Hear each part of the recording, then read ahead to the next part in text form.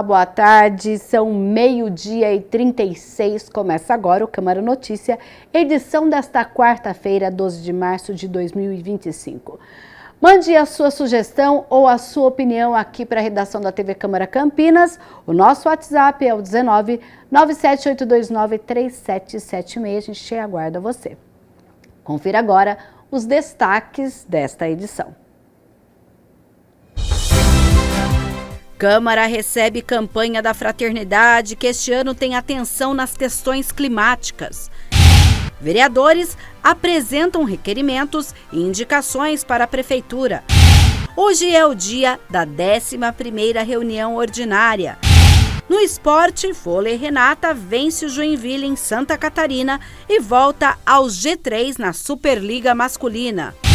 Hoje é dia de Se Liga na Profissão e Giro Ambiental, que destaca a logística reversa com descarte correto de lâmpadas. E mais, CPFL tem nova estação de distribuição de energia que vai atender bairros dos distritos do Ouro Verde e Campo Grande.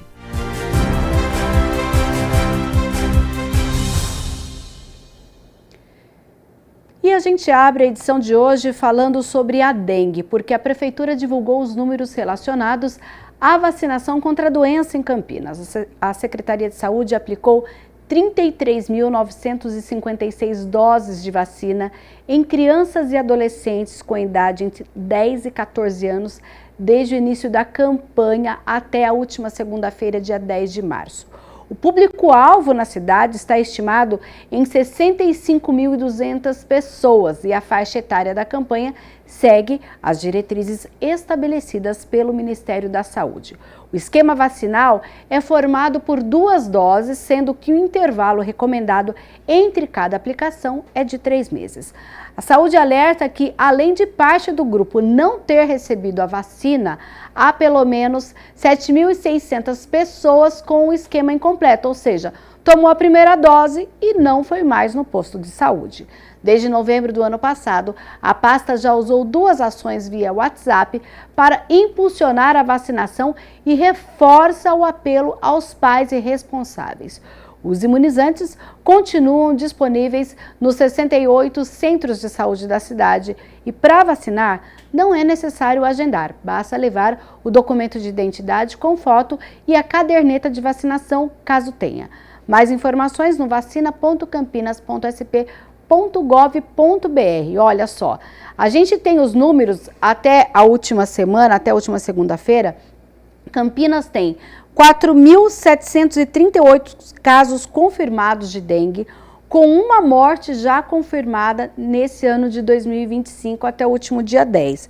E quando a gente pensa nessa vacinação, a gente tem 22.701 crianças e adolescentes que tomaram a primeira dose, ou seja, 11.255 já tomaram a segunda, mas são 18.877 que deveriam tomar. Então, se você já levou o seu filho ou alguém por quem você é responsável, que tem de 10 a 14 anos, até o posto de saúde, tomou a primeira dose, passou os 3 meses, você esqueceu? Corre lá no centro de saúde para que você faça ainda todo esse esquema vacinal para proteger as nossas crianças e adolescentes contra a dengue. Nós temos ainda aí, essas pessoas, nós temos ainda, ó, 3.824 pessoas que já receberam a primeira dose e estão aí nessa faixa de esperar os 3 meses para receber a segunda dose. Agora a gente vai falar um pouquinho sobre energia, porque a CPFL Paulista inaugura a 6ª estação avançada no Jardim Marajó, em Campinas, que vai abastecer os bairros dos distritos do Campo Grande e Ouro Verde. Com investimento superior a 2,5 milhões de reais, a estação avançada Jardim Marajó atenderá as regiões dos bairros Jardim Marajó, Campo Grande, Dique, Jardim Bassoli e Ouro Verde. A nova unidade beneficiará mais de 130 mil clientes da distribuidora de energia. À medida que a cidade cresce, à medida que a cidade se desenvolve, né, a CPFL Paulista também vai fazendo seus estudos. né, de sistema elétrico e também de logística operacional.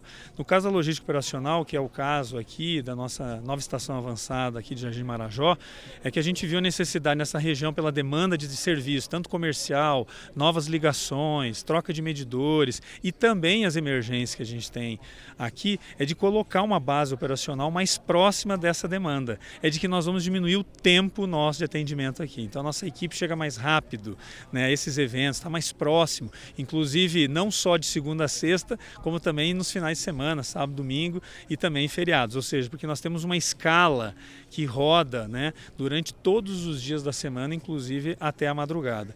Então esse é um benefício, nós estamos trazendo aqui um investimento direto aqui nessa construção, uma construção também que moderniza, né, a construção que olha pelo lado da sustentabilidade, geração solar, também reaproveitamento de água também, né, que é uma ideia aqui de nós nos unirmos, né, ou também contribuirmos com a sustentabilidade. Na cerimônia de inauguração da nova unidade operacional, o vereador Luiz Rossini, presidente da Câmara Municipal de Campinas, esteve presente representando o Legislativo campineiro. A energia elétrica hoje é fundamental para todo morador, né? Hoje nós temos muitos prédios aqui com elevadores, né? O crescimento das cidades também é um polo industrial importante, e trazer essa estação avançada da CPFL aqui vai facilitar muito no atendimento das ocorrências, emergências, nas necessidades de garantir a continuidade do fornecimento de energia elétrica para a região. É claro que a CPFL, ao vir aqui para o Jardim Marajó, ela estrategicamente pensou um local que pudesse acompanhar e ajudar no desenvolvimento dessa região que está em plena expansão.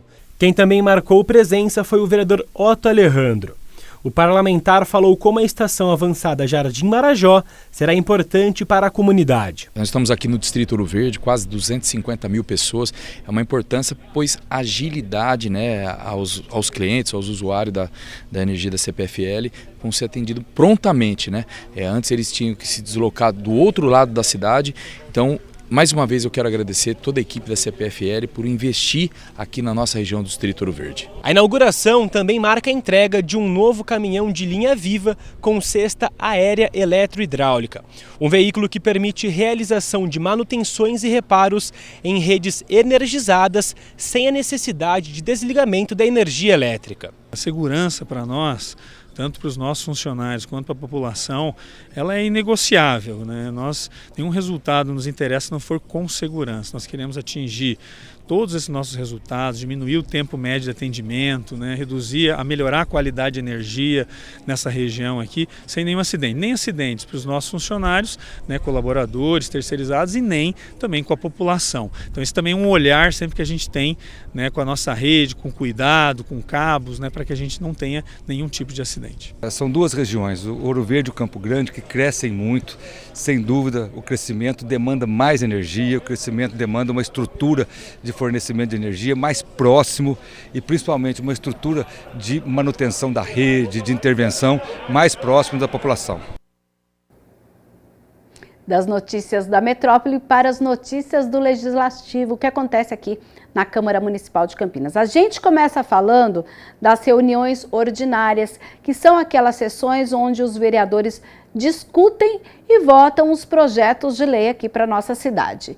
E 6 projetos estão na pauta da 11ª reunião ordinária. Entre eles, será analisado em votação final o projeto de lei do vereador Igor Diego, que propõe a instituição da Medalha da Defesa Civil no município de Campinas. A honraria tem como objetivo reconhecer e homenagear indivíduos e instituições que tenham prestado relevantes serviços ao Sistema Municipal de Defesa Civil. De acordo com o projeto, a medalha será concedida a servidores civis e militares que se destacarem por suas contribuições à defesa civil, assim como a cidadãos brasileiros ou estrangeiros e organizações que tenham prestado serviços notáveis no setor. As propostas de concessão da medalha poderão ser feitas por representantes dos órgãos que compõem o Sistema de Defesa Civil e serão avaliadas pelo Poder Executivo Municipal. A reunião começa às 6 horas da tarde no plenário do Legislativo, com entrada pela Avenida da Saudade, 1004, no bairro Ponte Preta. Quem não puder acompanhar pessoalmente pode assistir a transmissão pela TV Câmara Campinas nos canais 11.3, 4 da NET, 9 da Vivo Fibra, também com retransmissão simultânea no Facebook da Câmara de Campinas, da TV Câmara Campinas, no YouTube, no canal da TV Câmara Campinas e ainda no site campinas.sp.leg.br, e lá também você encontra a pauta completa sobre todos os projetos, esses 6 projetos que serão analisados mais tarde. E olha só, a primeira parte da 10ª reunião ordinária marcou o lançamento da campanha da Fraternidade 2025 no Legislativo Campineiro.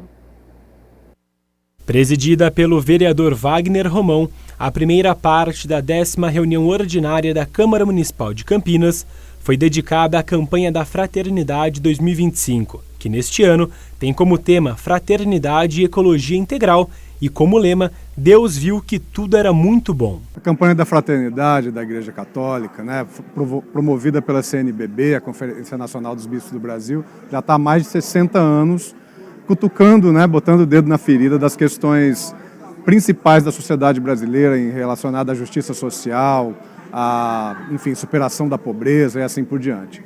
E nesse ano, a ecologia integral, a ideia de que nós estamos vivendo num planeta que é uma casa de todos, né, de todas, e que nós temos que ter uma atitude de mudança com relação a isso, a nossa vida, ao modo como a gente vive no planeta. Isso tem a ver com as pessoas, tem a ver com as corporações, com as grandes empresas, né, que infelizmente têm depredado, têm explorado, têm expropriado realmente o planeta. O diácono Sebastião Roberto de Abreu, da Arquidiocese de Campinas, esteve presente no encontro. Ele debateu sobre o tema deste ano, que traz uma reflexão sobre a crise socioambiental que estamos vivenciando atualmente. É promover em espírito quaresmal e em tempos de urgente crise socioambiental um processo de conversão integral, ouvindo o grito da terra e dos pobres. Os pobres são os que mais sofrem diante de uma crise tão grande como essa. Então, a campanha da Fraternidade ela é organizada com um texto básico, que é o primeiro momento de conscientização. À medida que a gente vai estudando, né, a gente na quaresma precisa fazer jejum, penitência, mas precisa estudar muito também, rezar muito e articular, porque senão não basta. Senão a vida não acontece, não resolve os problemas. E o texto base é preparado para a gente com muita dedicação, várias pessoas, tanto cientistas como pessoas muito práticas na experiência de vida, como os teólogos, e ele é preparado no método pastoral que nós usamos aqui no Brasil, ver, iluminar e agir. Além do diácono, o seminarista João Henrique Bento e Maria Aparecida Pereira Montanher, representante da campanha da Fraternidade, também marcaram presença na reunião. A campanha da Fraternidade vai trazer São Francisco como um dos fundamentos, a ter os mesmos sentimentos que São Francisco teve há 800 anos, quando escreveu o Cântico das Criaturas. E qual o sentimento de São Francisco? Primeiro, a fé. Segundo, uma fraternidade aberta, ao olhar para a criação e reconhecer irmão Sol, irmã Lua, reconhecer que todos somos irmãos e irmãs, porque temos essa origem comum, viemos de Deus. Então, nós somos convidados a iluminar com a fé, para buscar caminhos e propor caminhos para a superação dessa crise socioambiental. Tem uma parte do texto que baseia a campanha da Fraternidade que diz assim: nosso povo não ensina crianças a falar. Isso dos povos originários. A gente ensina a criança a escutar. Eu acho que é uma falha nossa, né, da sociedade dita desenvolvida, né, que não aprende a escutar nem a natureza, nem as pessoas, né? A gente só se escuta, né? Vive muito voltado para a gente mesmo, né? Para as nossas vontades, para os nossos desejos. E a campanha da Fraternidade faz essa proposta de a gente escutar, de a gente ouvir a natureza. O vereador Nick Schneider também esteve presente durante a primeira parte da reunião. É muito importante essa iniciativa da CNBB,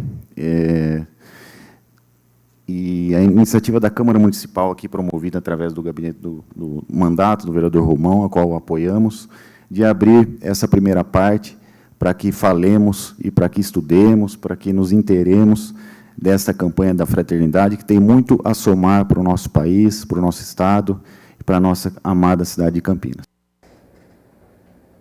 Hora de falar de outras ações dos parlamentares e a gente começa com um requerimento, porque olha só, em Campinas, o vereador Guilherme Teixeira, do PL, requer informações sobre projeto de construção de novos centros de saúde na cidade.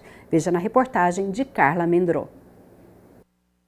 Na 9ª reunião ordinária do Legislativo de Campinas, o vereador Guilherme Teixeira se mostrou atento às demandas da saúde. Por isso, protocolou um requerimento questionando a construção de novas unidades básicas de saúde. Bom, semana passada nós tivemos aqui na Câmara 2 audiências sobre a saúde com o secretário de saúde aqui presente, 2 reuniões presididas pela Comissão Permanente da Saúde, e em uma delas foi mencionado que iria ter construção de novos postos de saúde.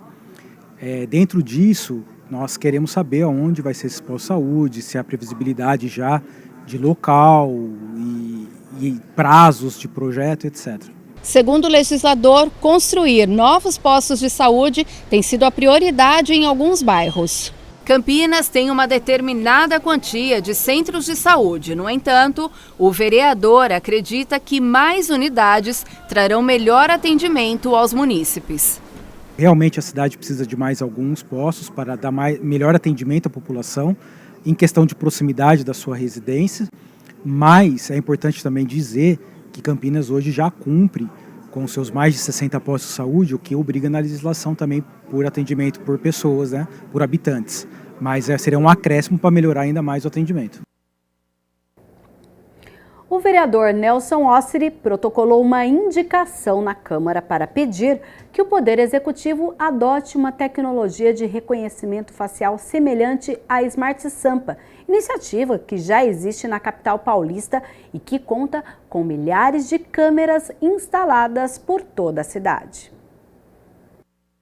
Por meio da indicação de número 2774 de 2025, o vereador Nelson Osseri solicitou à Prefeitura de Campinas a implantação de tecnologias de reconhecimento facial e outros sistemas biométricos no município, seguindo o mesmo modelo do programa Smart Sampa, já utilizado na cidade de São Paulo. Primeiramente Campinas, que é uma cidade grande, uma metrópole, uma cidade considerada maior do que 15 capitais, então ela enfrenta problemas de segurança como as grandes capitais, as grandes cidades.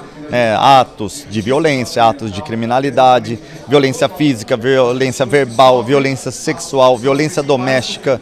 Então são situações assim que deu para observar que a tecnologia, através das Smart Sampa, que são utilizadas na capital, podem ser utilizadas em Campinas também. Então eu acho que é mais um sistema para inibir a alta da criminalidade na nossa cidade. De acordo com a indicação, o uso dessa tecnologia pode facilitar o trabalho de identificação de criminosos pelas polícias militar, civil e também pela Guarda Municipal. A ideia é tornar a cidade mais segura e conectada. O Smart Sampa conta com milhares de câmeras instaladas por toda a capital em pontos estratégicos, facilitando uma resposta rápida a ocorrências. Segundo a Prefeitura de São Paulo, desde a implantação do programa foram presos mais de 1.902 criminosos em flagrante e 719 foragidos da Justiça. Além disso, 41 pessoas desaparecidas foram localizadas. Para o vereador, Campinas tem plena capacidade de adotar uma iniciativa semelhante. Além do reforço na segurança pública, a medida pode trazer outras vantagens, como melhorar a mobilidade urbana por meio do monitoramento e gerenciamento do trânsito e transporte coletivo. Por conta até desse status, de uma cidade tecnológica, então nós temos que fazer valer isso e a eficiência da tecnologia através das Smart Sampa aqui em Campinas, ela vai ajudar no combate à criminalidade.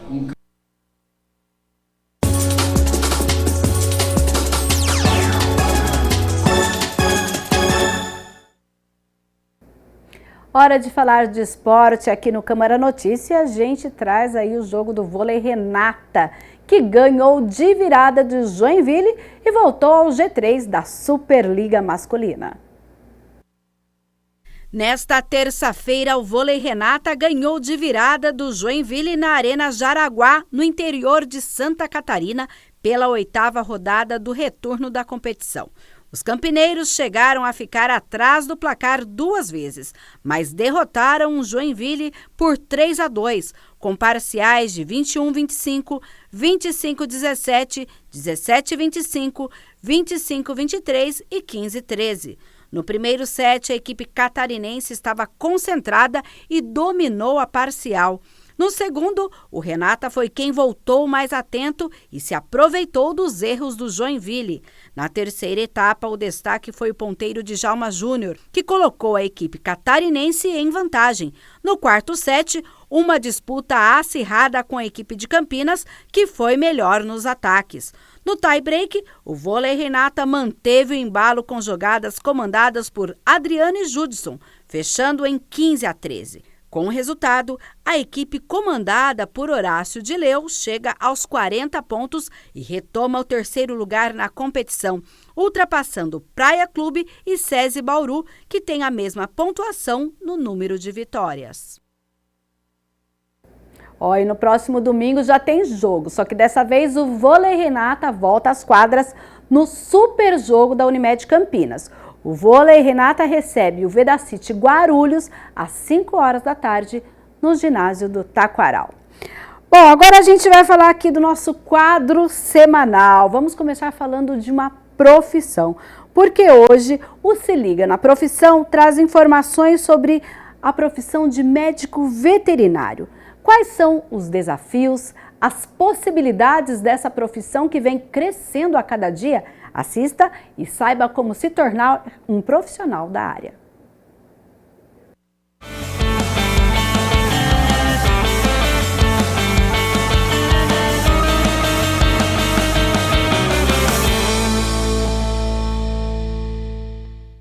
Se Liga na Profissão de hoje começa falando sobre medicina veterinária. Essa área que tem crescido cada vez mais, afinal de contas, quem não tem um pet ou já teve, ou está pensando em ter?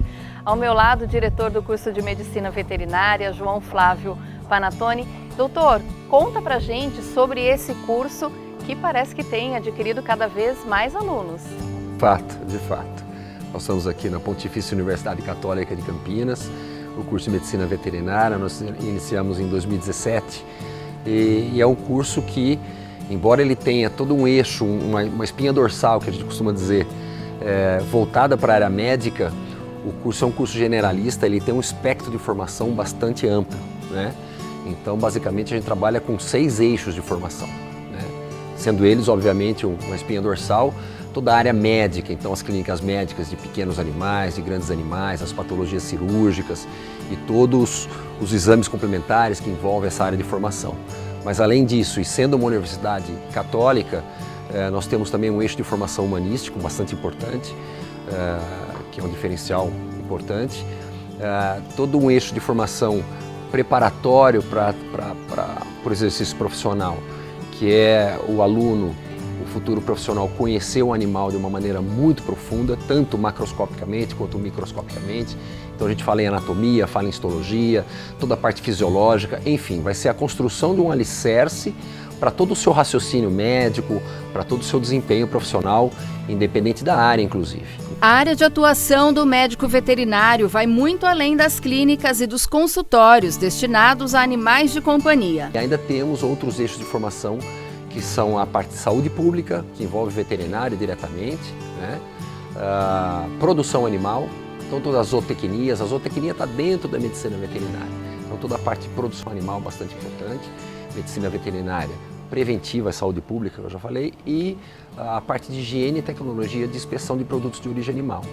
Então, para você ter uma ideia, toda qualidade de leite, inspeção de leite, os derivados lácteos, carne, derivados cárneos também, até ovos, mel, até pescado, até na cadeia do mel você tem um médico veterinário inserido. Então a atuação da profissão é bastante ampla. Ou seja, o veterinário, a pessoa que se forma, né, no curso de medicina veterinária não é simplesmente para cuidar do animalzinho como o clínico geral cuida de nós, né? Existem outras áreas que podem ser alcançadas através desse curso. Sem dúvida, que permeiam a medicina veterinária. Obviamente que o bem-estar animal, a saúde animal é o pilar do curso, né? Mas vários enfoques estão envolvidos, inclusive a própria saúde pública. Então, todas as questões epidemiológicas, de doenças infectocontagiosas, possíveis zoonoses, né, ou que sejam doenças que estão estabelecidas em animais e podem ser transmitidas a seres humanos. Então, também tem o viés de saúde pública dentro da medicina veterinária, né? Mas, obviamente, o eixo de formação médico, como eu falei, ele é bastante denso dentro do curso. Mas é uma profissão, em termos de formação, que ela é generalista, preconizada inclusive pelo próprio Ministério da Educação, né? Então a gente procura atender todas essas áreas, nós atendemos todas essas áreas e com alguns diferenciais importantes, inclusive, né? Um diferencial importante, eu digo diferenciais em termos de construção pedagógica. Então a gente trabalha com currículos estabelecidos na construção de competências e habilidades, macrocompetências e microcompetências que nós chamamos, que vão dar uma condição para esse profissional diferenciada no mercado de trabalho, né? Então isso é um diferencial da PUC de Campinas importante. A gente trabalha com modulações de aulas práticas que também são muito diferenciadas. Então, a gente teve condição de ver agora há pouco um professor trabalhando aulas práticas com 10 alunos apenas, né? Então, dependendo do tipo de disciplina e dependendo do momento que ele está no curso, essas modulações vão acontecendo. E é um curso que tem quanto tempo de durabilidade? Na verdade, nós temos o mesmo curso em duas modalidades diferentes, a mesma carga horária. O curso ele pode ser desenvolvido no período integral, então o estudante ele fica de manhã e à tarde, né? Começa 8 horas da manhã e termina às 16h50, eventualmente pode ir até 18h30. Então esse curso o aluno consegue integralizar em 4 anos. E tem o mesmo curso na modalidade noturna, então o aluno ele estuda durante a noite, 19h20 às 22h35 e todos os sábados de manhã também, às 7h10 até 12h25. Aí ele integraliza o curso em 5 anos. A área de medicina, ela é muito vista como uma área promissora, uma área que tem um retorno financeiro relativamente rápido. A gente pode considerar essa mesma ideia para a medicina veterinária? Olha, a medicina veterinária vem se expandindo cada vez mais, né? Os pets deixaram os quintais, entraram para dentro da casa das pessoas, né? São entes cada vez mais inseridos no contexto familiar, né? E o cuidado acaba sendo ampliado. A gente exerce hoje uma medicina veterinária de altíssimo nível e obviamente, isso demanda tempo de formação, investimentos em recursos e tudo mais. É uma profissão que vem se expandindo cada vez mais e que a gente tem condição de oferecer muita qualidade.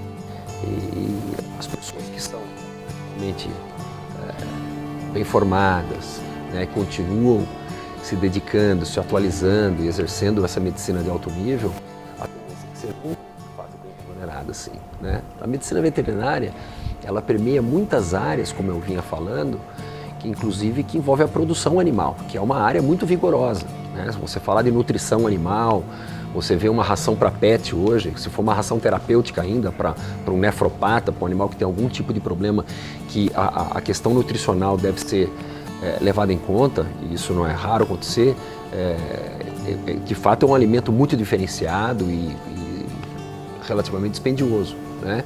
Então são indústrias muito vigorosas de fato, né? A própria nutrição animal, de animais de produção. Então, como você tem uma amplitude muito grande de áreas de atuação, a medicina veterinária permeia muitos ramos que geram muita economia, que geram bastante riqueza para o país e, obviamente, para os profissionais também. Tudo bem, então, professor João Flávio, eu agradeço sua participação, esclarecimento. Agora a gente vai conhecer essa profissão na prática, como é o dia a dia de um médico veterinário. Bom, como eu disse, a gente vai saber na prática agora, né, como é que funciona o dia a dia do médico veterinário. Ao meu lado, a doutora Alice Bueno, ela é médica veterinária, residente aqui no hospital da PUC. Você está na área de clínica médica, especialmente com animais de pequeno porte. Na área de animais de pequeno porte. A gente fala que na veterinária, né, os animais de pequeno porte abrange principalmente cães e gatos, né? Essa é a área de pequenos animais que a gente fala. E aqui na residência a gente atende uma variedade muito grande de diferentes casos, né, no hospital, tanto casos mais tranquilos, né, com hora marcada e tudo mais, tanto casos de emergência, né, a gente está sempre de portas abertas para receber qualquer tipo de paciente, né.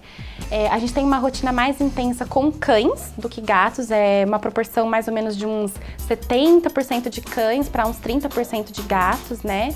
E a gente tem uma variedade bem grande de atendimento.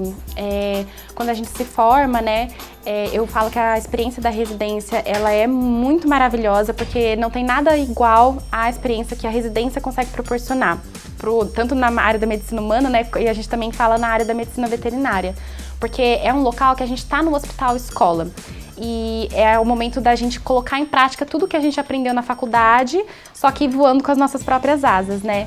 Então a residência, ela é uma das melhores experiências que eu falo para a gente ganhar essa prática mesmo, no dia a dia dos atendimentos, né? E aqui a gente faz todo tipo de atendimento, desde uma avaliação para uma cirurgia, por exemplo, para uma castração, até casos mais complexos, por exemplo, de animais que hoje de manhã, por exemplo, a gente recebeu um gatinho em emergência que não estava conseguindo urinar, estava obstruído, daí a gente entra ele em emergência, leva ele até a sala, faz todo o protocolo de atendimento inicial, né? Estabiliza o paciente até precisar de uma cirurgia, por exemplo, ou de outros tipos de cuidado. Tudo isso a gente faz aqui. E assim, no dia a dia, eu acho que tem essa responsabilidade como o médico de humanos tem com a gente, por exemplo, né, numa clínica, ou seja, em um hospital, né?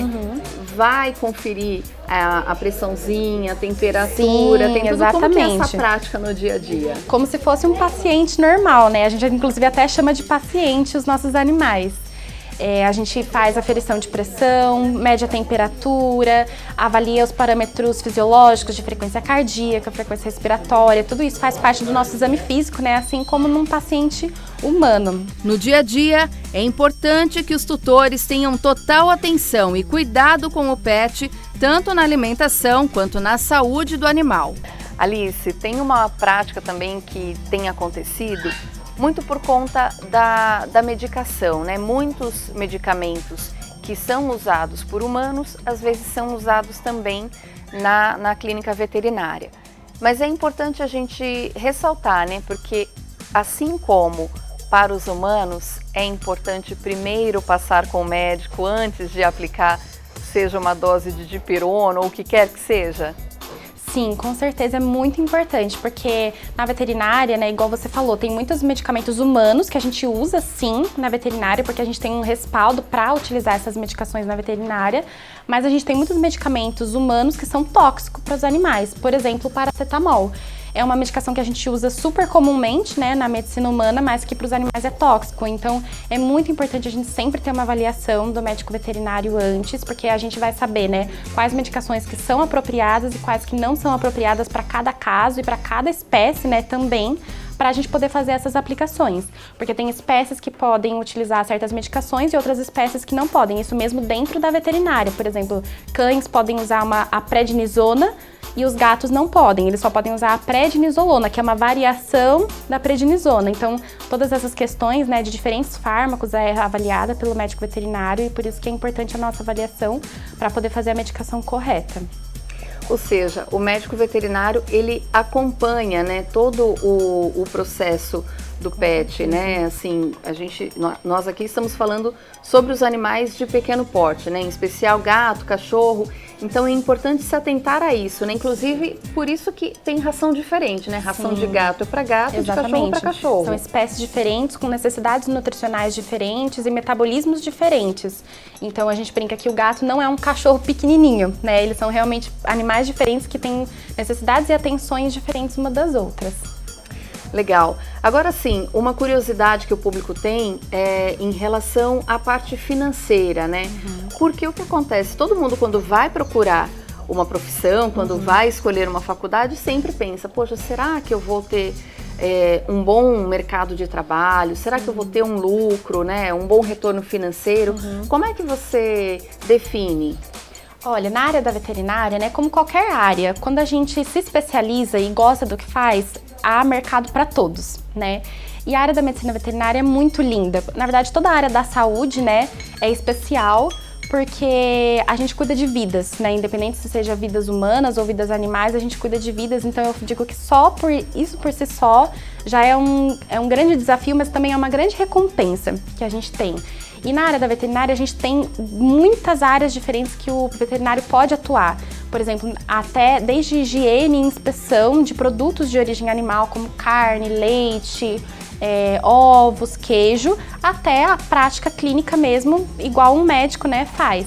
Então eu falo que é uma abrangência muito grande, né, de áreas diferentes. E, lógico, cada uma tem o seu retorno diferente, mas eu diria que é, sim, uma área excelente para se fazer, que dá bastante retorno e eu acho ela muito recompensador você poder cuidar dessas vidas dos animais que a gente tanto ama. Exatamente. Eles estão cada vez mais próximos, né? O diretor João Flávio comentou sobre isso, né? Eles têm saído do quintal e entrado, né? Exatamente. O que é legal a gente ressaltar também para o público de casa é o dia a dia. Você considera um dia a dia bastante prazeroso, um trabalho gostoso de fazer? Como é que você finaliza o seu dia? Na veterinária, a gente tem muitos dias desafiadores, né? Porque a gente atende casos, às vezes, muito complexos, mas, por outro lado, a gente tem uma satisfação muito grande, mesmo nos dias que são desafiadores, porque a gente sai com aquela sensação de missão cumprida, né? De eu ter atendido os pacientes, ter conseguido proporcionar uma vida, uma qualidade de vida melhor para eles, mesmo nos dias que são mais difíceis. Então, eu gosto muito, né, dessa área, porque eu amo muitos animais, né? Todo veterinário, né, ama muitos animais. E a gente se sente muito realizado, mesmo num dia exaustivo de trabalho, porque tem dias que são mais intensos e outros menos, né, como qualquer outra profissão, mas mesmo nos dias mais desafiadores, a gente tem aquela sensação de missão cumprida, de que eu pude melhorar a vida de vários animais. Tá ótimo, Alice, eu agradeço. Bom, esse foi mais um Se Liga na Profissão, médico veterinário. Who let the dogs out? Who let the dogs out? Who let the dogs out? Who let the dogs out? E a gente sai do mundo das profissões para falar sobre meio ambiente e sustentabilidade, porque no Giro Ambiental de hoje você vai conhecer o trabalho da Reciclos, responsável por tirar da natureza mais de 46 milhões de lâmpadas que seriam descartadas de forma irregular no meio ambiente. Atendendo às normas da política reversa prevista na Lei Nacional de Resíduos Sólidos, a entidade sem fins lucrativos está presente em diversos estados brasileiros e também atua na educação ambiental para ampliar essa consciência de sustentabilidade.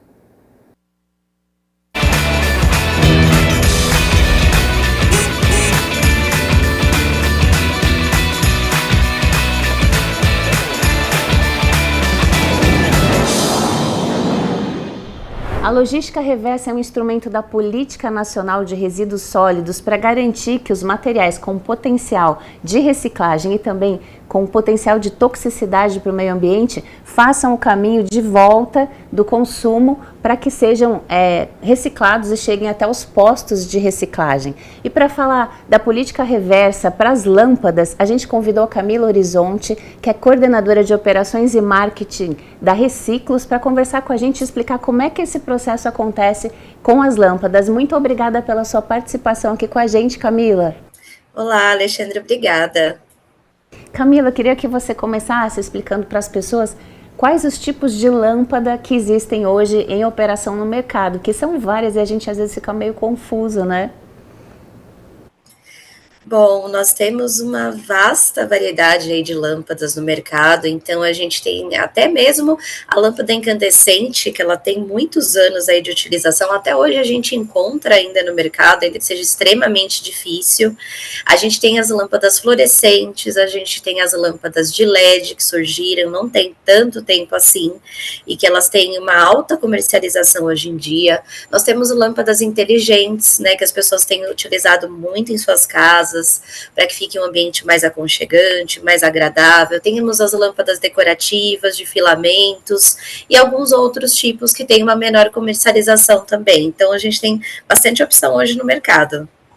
As incandescentes foram proibidas já pela questão do alto custo para o meio ambiente, né, energético e também químico, potencialmente contaminante, né? Mas ainda deve ter uma outra ainda que as pessoas têm em casa, que tem utilização.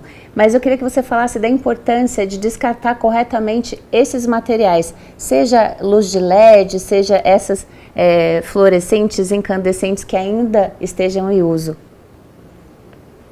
Bom, as lâmpadas fluorescentes, elas contêm mercúrio em sua composição, que é um metal tóxico, então se descartado no lixo comum, ou até mesmo no lixo reciclável, ele vai para o lugar errado, ele não tem o destino ambientalmente correto. Então, essa lâmpada precisa ser encaminhada até uma recicladora, e existem programas, existem entidades gestoras, que é o caso da Reciclos, que podem fazer esse trabalho, e aí a lâmpada não vai contaminar o meio ambiente.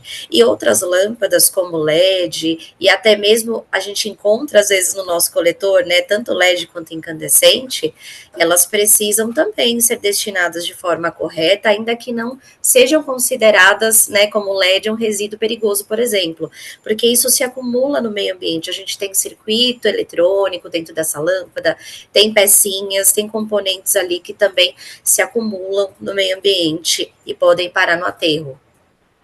Mila, a gente precisa cada vez mais introjetar na nossa mente que são potenciais recicláveis, né? Esses materiais, eles têm um poder econômico, inclusive um potencial econômico, e a gente precisa fazer essa ciclagem desses elementos para a gente tanto faturar em cima disso e não precisar de novas matérias-primas sendo retiradas do meio ambiente, e também para gerar um mercado como a Reciclos mesmo, que vocês vão falar um pouquinho mais do trabalho agora, né? A Reciclos, ela faz a coleta segura e a destinação dessas lâmpadas por meio de terceiros. Então, essas lâmpadas são encaminhadas até as recicladoras, e aí trabalhamos em todo o Brasil. Então, a depender da recicladora, são processos diferentes, mas basicamente essa lâmpada vai passar por um processo de descontaminação, onde parte dos componentes ali, eles podem ser encaminhados para produção de outros produtos, como os pinos de metal, o pó fosfórico, o vidro, que é grande parte dessa lâmpada, e isso vai apoiar a economia circular. Já o mercúrio, ele deve ser encaminhado para um aterro de resíduo perigoso. Então, o mercúrio ele vai ser encapsulado, passar por um processo e vai diretamente para esse aterro. Os pinos metálicos, eles podem ir para a indústria automotiva, por exemplo. O vidro, ele pode ir para uma indústria de vitrificação, de cerâmica. O pó fosfórico para uma empresa que trabalhe com asfalto. Então, a gente tem diversas possibilidades com esse reaproveitamento que é possível ser feito. Incrível, né? São muitos elementos aí que podem ter uma outra destinação. Você tem números de quanto a gente utiliza de lâmpadas por ano ou por mês aqui no Brasil? A Reciclos trabalha desde 2017 com essa coleta de lâmpadas, e essa coleta ela é voltada exclusivamente para pessoas físicas. Então, hoje, historicamente, no acumulado, nós recolhemos 46,4 milhões de lâmpadas fluorescentes. Sem contar da indústria e do comércio. Exatamente, temos da indústria, temos do comércio, né? Então eles têm a responsabilidade perante a política nacional para destinar os seus resíduos, mas hoje a situação em 2025, ela está bem diferente, porque esse número de lâmpadas, ele diminuiu muito por conta do LED. Então a gente tem hoje um mercado predominante do LED, das lâmpadas inteligentes. Então esse número de lâmpadas que entra no Brasil, porque a gente não tem mais fabricação, ele é muito pequeno. Nossa, é uma mudança mesmo de comportamento, né, do próprio mercado. E Camila, eu queria que você falasse onde a gente acha os postos de coleta, de descarte, na verdade, né, da Reciclos. Os pontos eles podem ser encontrados no nosso site www.reciclos.org.br e aí é só clicar no botão onde descartar e digitar o endereço, o CEP ou o bairro que ele vai encaminhar ali uma lista dos locais mais próximos da residência. Correto. E a gente pensando agora em lei, é uma lei, ela já existe há algum tempo, a Política Nacional de Resíduos Sólidos, mas a gente sabe que a lei, existe uma diferença entre ela existir e ela ser realmente aplicável e fazer valer aquela lei. Você acha que hoje, já que vocês têm uma atuação em todo o país, a lei está sendo aplicada e está fazendo valer? Tem um sistema de fiscalização? A depender do estado, existe não só a Política Nacional de Resíduos Sólidos, mas existem os sistemas de logística reversa estaduais, tem planos estaduais, termos de compromisso, decretos, então isso vem avançando muito no Brasil. Então a gente encontra cada vez mais portarias, decretos, instrumentos que nos apoiam e que ainda reforçam ainda mais naquele estado. O nacional, é claro que ele abraça todo o Brasil, mas é importante que os estados, eles com as suas particularidades e com as suas prioridades, eles estabeleçam os seus instrumentos para que apoie ali a região conforme tudo acontece. Para Reciclos, a gente tem quase 4.000 pontos hoje de entrega, então nós conseguimos implementar aí com muito sucesso os nossos pontos em todos os estados, em todas as capitais, e para outros resíduos isso também vem avançando da mesma forma, seja os pneus, as pilhas, as baterias de chumbo ácido, as latas de aço e outros resíduos também. Maravilhoso, né? Porque aí todo mundo está de mãos dadas e eu quero saber agora o que você tem a dizer da população em si, da participação das pessoas. As pessoas estão abraçando essa corresponsabilidade, né, de fazer a destinação correta? Isso vem gradativamente aumentando, a gente tem aí um número de coletas significativo, mas ainda precisa melhorar bastante. Então, a gente trabalha com educação ambiental na Reciclos, especialmente em escolas, mas também realizamos campanhas nacionais, campanhas estaduais, onde a gente reforça essa importância. Então, a gente precisa aumentar esse número de coleta. Claro que existem regiões que têm menos de 25 mil habitantes, de repente não tem um ponto ali de coleta mais próximo, mas existem programas do próprio município, por muitas vezes que apoiam, ou cooperativas que trabalham em conjunto com a prefeitura, mas onde a Reciclos atua, a gente tem aí um retorno muito bom, só que a gente tenta ali trabalhar bastante com a população na questão da consciência ambiental. Tem municípios com ecoponto, como é o caso de Campinas, que ajuda também, né? E as crianças acho que são assim um ponto fundamental nesse processo de educação, né? Que eles levam da escola para dentro de casa e aí muda até o comportamento da família, né? A criança, as pessoas costumam falar muito que é o futuro, né? Mas a gente pensa que é o agora na Reciclos. Então, a gente trabalha com escolas por meio do programa Reciclos Educa. Nós temos um professor que trabalha com a gente, que é o professor Samuel Cunha. Convido todos a conhecerem o trabalho dele. E capacitamos professores para trabalhar a educação ambiental nas escolas, e essa capacitação fala da Política Nacional de Resíduos Sólidos em geral, fala de todos os resíduos. Temos uma cartilha em parceria com a ABS, Associação Brasileira de Engenharia Sanitária e Ambiental, e essa cartilha distribuímos mais de 118 mil em todo o Brasil, então é um trabalho que orgulha muito a Reciclos, mas queremos aí alcançar cada vez mais escolas. Então a gente trabalha com as escolas, com os alunos, com os professores, e esses alunos, eles levam isso até os seus pais, levam essa informação e isso vai se disseminando. Então, é muito importante, né, que a gente trabalhe de todas as formas. Existem pessoas, por mais que nós acreditemos que todos estejam na internet, existem muitas pessoas que não estão. Então, é uma outra forma da gente chegar ali naquele pai, naquela mãe, naquele familiar que tem uma vida muito corrida, que trabalha muito, e aí a criança chama a atenção dele para que ele descarte corretamente, ou que tente fazer aquilo que é possível dentro da sua realidade também. Sem culpa, né? Mas com proatividade, né? E Camila, as escolas que estiverem interessadas, já que a gente tocou nesse assunto, como é que faz para entrar em contato com vocês, para tentar uma oficina, uma ação conjunta?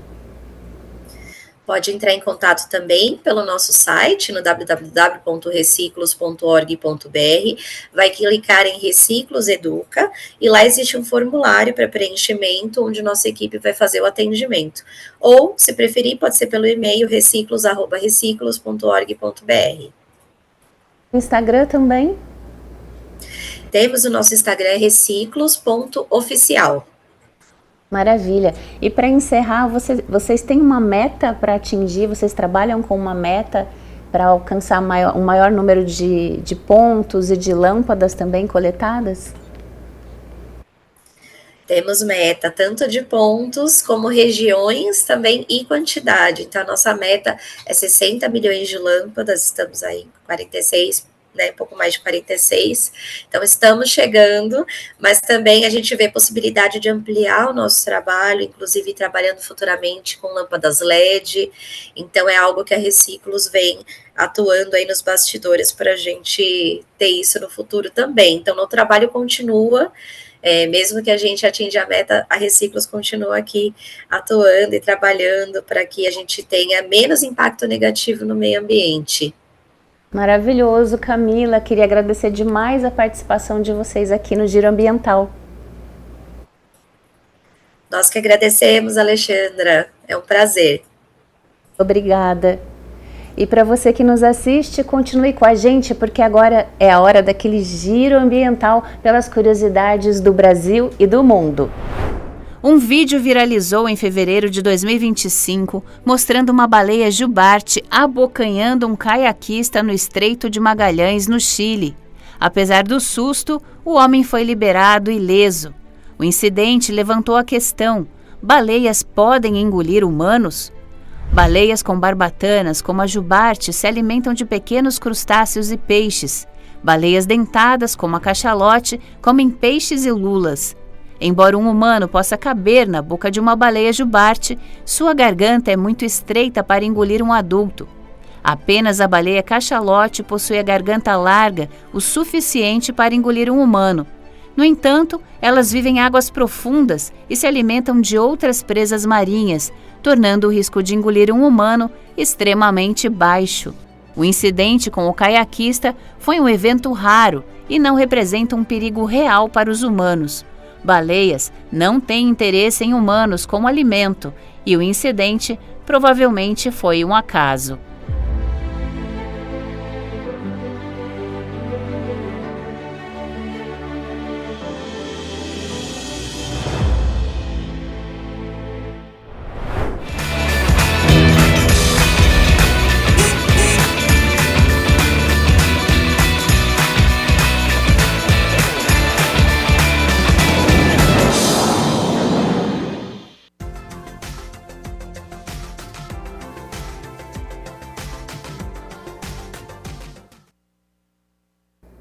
Hora de falar do tempo, porque ontem, no final da tarde, a gente teve muita pancada de chuva, várias áreas com alagamentos aqui na cidade. De acordo com o CEPAGRE da Unicamp, o Centro de Pesquisas Meteorológicas e Climáticas aplicadas à agricultura, o tempo hoje segue instável, com um sol entre nuvens e previsão de chuva moderada a forte a partir da tarde, permitindo inclusive algumas pancadas novamente. Olha, mas para esta quinta-feira, a previsão é de dia de sol entre nuvens, também com pancadas de chuva moderada a forte a partir da tarde.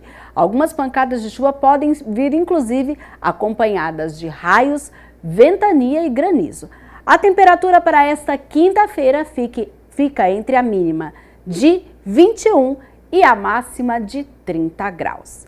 Bom, e por aqui fica o Câmara Notícia, mas antes a gente tem um convite a fazer. Olha, logo mais às 3 horas da tarde, a gente tem a reunião da Comissão Permanente de Constituição e Legalidade, presidida pelo vereador Otto Alejandro. Às 5 horas da tarde, acontece a primeira parte, por iniciativa da presidência da Câmara, que vai tratar das relações internacionais entre Brasil e Itália, com a presença do deputado Fábio Porta. E às 6 horas da tarde, a 11ª reunião ordinária. Esses 3 eventos têm transmissão ao vivo da TV Câmara Campinas. Continue com a gente. Uma boa tarde.